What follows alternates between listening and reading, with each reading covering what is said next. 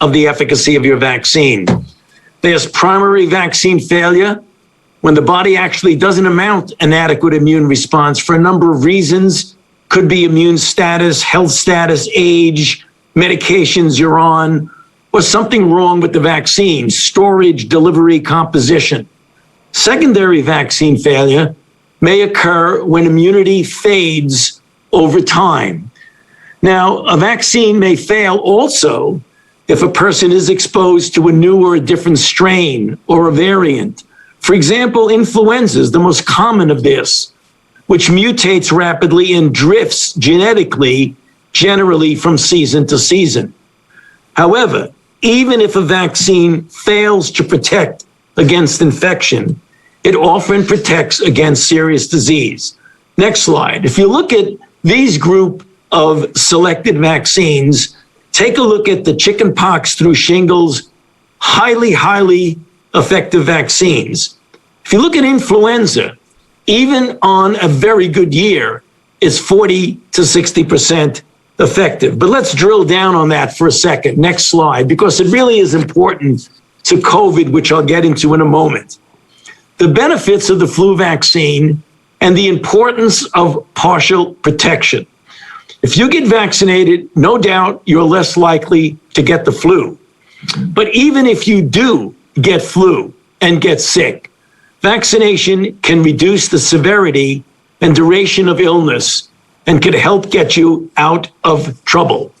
If you get a little bit more granular on flu, the benefits of flu vaccination in a 2019-2020 season, despite a vaccine that was only 39% effective and only 52% of people actually got vaccinated, look at the health benefit that year.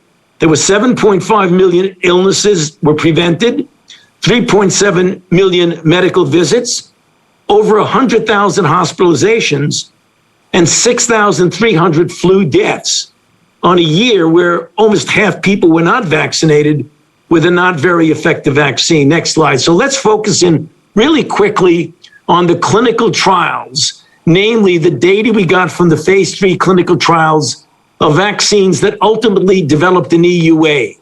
If you look at the vaccine group, with the number of breakthroughs over the number of vaccinations, and you see, or the number of breakthroughs, number of infections in the number of people, there are always breakthroughs, regardless of what the efficacy of the vaccine is. Next slide. If you then go into the real world, if we can have the next slide here, of real world effectiveness, again, if you look at fully vaccinated people versus unvaccinated people, obviously, given the relatively small numbers, thousands, hundreds, compared to the tens and tens and tens of millions of people who've been vaccinated, you will always see breakthrough. The critical issue is always look at the denominator. Look at what you are comparing it with. Next slide. I do want to mention one thing about a special group that we're obviously paying a lot of attention to, and those are people with organ transplants.